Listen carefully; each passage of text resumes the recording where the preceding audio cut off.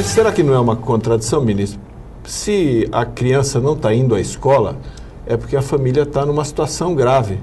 Eventualmente aquela criança está no trabalho infantil, porque possivelmente o dinheiro do Bolsa Família não é suficiente para uma família, digamos assim, de um tamanho muito grande. Eu estou colocando teoricamente a questão.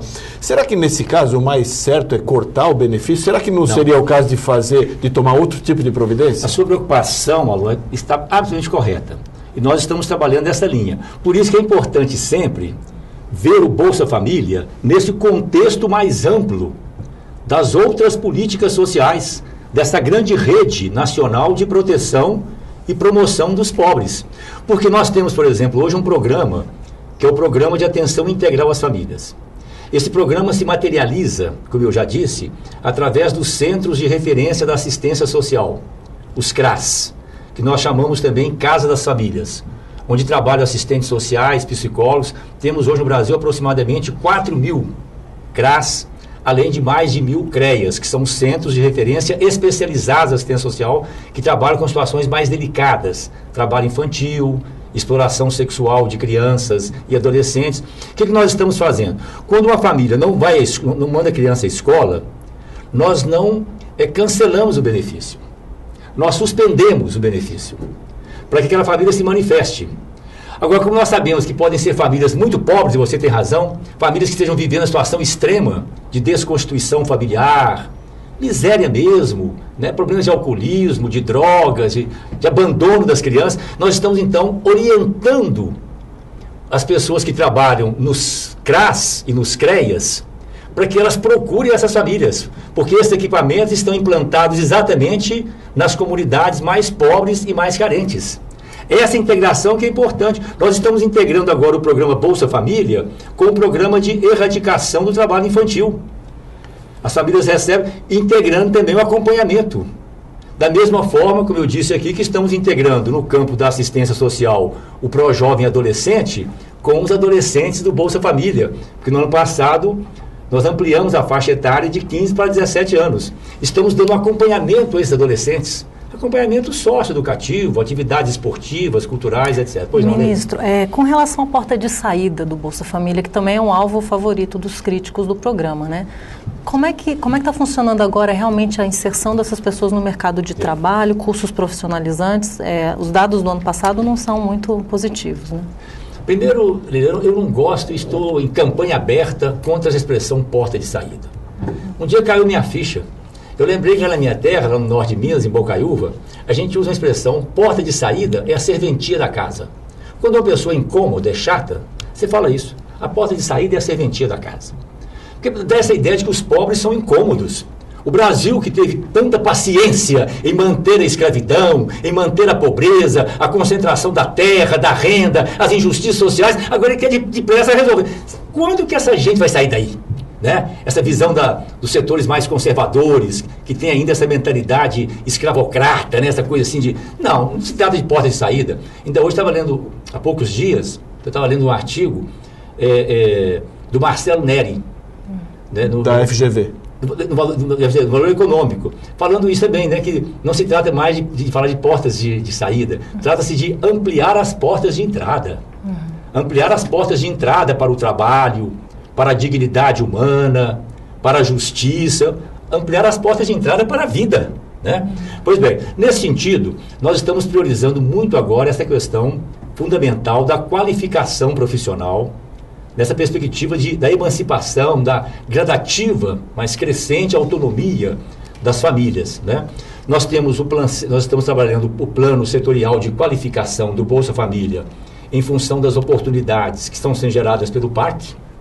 O nosso objetivo em 2009 é capacitar em torno de 185 mil pessoas beneficiárias do Bolsa Família para as obras do PAC. Estamos também, isso é uma ação integrada com o Ministério do Trabalho e Emprego, envolve também os empresários, a coordenação da Casa Civil.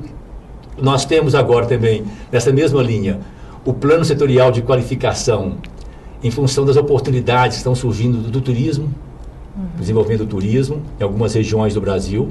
Estamos desenvolvendo já convênios com empresas. Por exemplo, nós firmamos recentemente um convênio com a empresa Norberto Odebrecht, com relação às obras da usina hidrelétrica de Santo Antônio, em Rondônia. A empresa vai, com recursos dela, capacitar 7.000 pessoas para que elas sejam aproveitadas, caso queiram, não obrigação também, nas obras que a empresa vai implementar. Esse é um ponto importante, caso elas queiram. Sim, é claro, não pode obrigar, é claro. Né? Agora a empresa assume o compromisso de que dará prioridade para elas. Mas tem esse interesse entre os beneficiários? Porque eu li uma notícia dando conta de que menos de 10% dos beneficiários têm interesse em entrar nesses cursos profissionalizantes, que seria a porta de entrada que o senhor está falando para o mercado de trabalho. Aí nós estamos aperfeiçoando os mecanismos de comunicação. Estamos também com a outra medida importante, Leila, que é garantir que as pessoas que, quando entram, as famílias, quando elas entram no programa, elas ficam pelo menos 2 anos. A menos que ganhe na loteria, né? Mas o fato de melhorar um pouquinho a renda, ela não sai, ela fica 2 anos e isso dá maior segurança à família. Porque vamos reconhecer também com clareza, é um instinto de sobrevivência. Uma família pobre recebe o benefício, né? Ela vai declarar publicamente que está ganhando um pouco mais, um trabalho temporário, às vezes, né, um trabalho precário. Então, nós estamos dizendo para ela, pode ficar 2 anos, pode capacitar, pode fazer treinamento, pode conseguir emprego. Ao final de 2 anos, nós vamos avaliar se aquela família realmente rompeu o ciclo da pobreza. Eu acho que com isso vai dar mais segurança às famílias e penso também que nós precisamos aperfeiçoar. Nós estamos agora fazendo um trabalho mais intenso com as famílias para esses planos setoriais de qualificação, envolvendo os nossos agentes. As pessoas que trabalham nos centros de referência da assistência social, os CRAS, que têm um contato mais direto. Nós tivemos também pesquisas mostrando que faltou uma comunicação mais direta com as famílias, no sentido de explicá-las, porque são famílias muito pobres. Elas não têm acesso aos meios de comunicação e nós muitas vezes achamos que o fato de colocar cartaz em alguns lugares, colocar no rádio, a televisão é suficiente, e não é. Nós estamos agora trabalhando mais diretamente com as famílias. O ministro Mangabeira Unger fez também umas críticas relevantes na questão realmente dessa porta de saída, porta de entrada, né, como queira, a respeito do que é a população resgatável entre os beneficiários, né? Ele acha que esse investimento tem que ser feito nas pessoas que já estão próximas a sair, né? E não num núcleo muito mais miserável, onde as inibições são essa herança aí de séculos de opressão, né? São 2 aspectos aí que eu queria te colocar ali. Assim, primeiro, o ministro Mangabeira Unger foi muito correto conosco. Ele me ligou muito chateado e, mais do que isso, indignado, dizendo que a imprensa, e particularmente o jornal que transmite,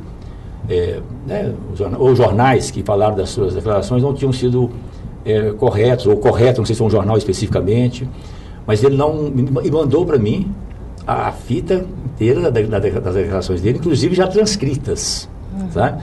Realmente foi isso. Eu pegou uma frase aqui, outra ali, né? Não era exatamente. Então, teve esse aspecto, ele me telefonou dizendo que não havia declarado aquilo que estava na imprensa, né? E depois, agora, com relação a essa declaração, essa posição dele, eu concordo. Nós trabalhamos no Bolsa Família com um público muito amplo. Nós temos trabalhadores de baixa renda, famílias constituídas, pessoas que trabalham, têm carteira assinada. Esse público pode responder rapidamente a um bom programa de qualificação, de capacitação, de treinamento, né? São pessoas que trabalham. E temos pessoas que vivem na indigência ou muito próximas disso. São pessoas que não tiveram no passado direitos e oportunidades básicos, educação, por exemplo. Pessoas que nunca trabalharam ou que estão desempregadas há muito tempo, que perderam a autoestima, perderam o compasso da vida, problemas graves de desconstituição familiar, de alcoolismo, de drogas. Então, essas pessoas, famílias e às vezes comunidades inteiras, comunidades indígenas, quilombolas, que perderam as suas referências histórico-culturais, exigem um trabalho mais lento de resgate de valores, de autoestima, de reconstituição pessoal, familiar e até mesmo comunitária.